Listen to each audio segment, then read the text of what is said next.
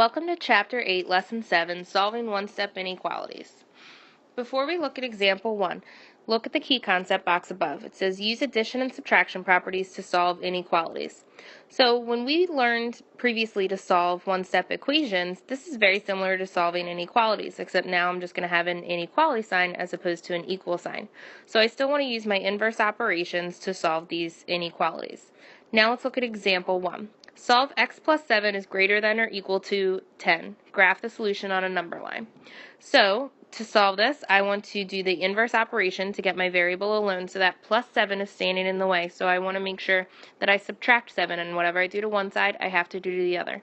So plus 7 minus 7 is going to cancel out. Oops, sorry. You're going to cancel out, so go ahead and cross those out, and you're left with just x on the left-hand side. Bring down your inequality sign, and then you have on the right-hand side 10 minus 7, which is 3. So then you have x is greater than or equal to 3. So your solution is that x can be anything that's greater than 3 or it can be equal to 3.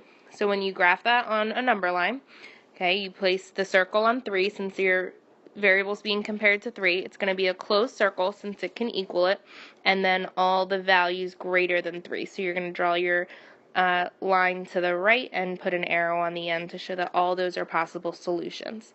You can always check your solutions as well. So you got the x is greater than or equal to 3. So you can pick a solution that's greater than or equal to 3. So say I pick 5, and I can go back to my original inequality, and I can say if I plug in 5 plus 7, is that greater than or equal to 10?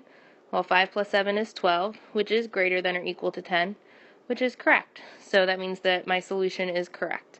All right.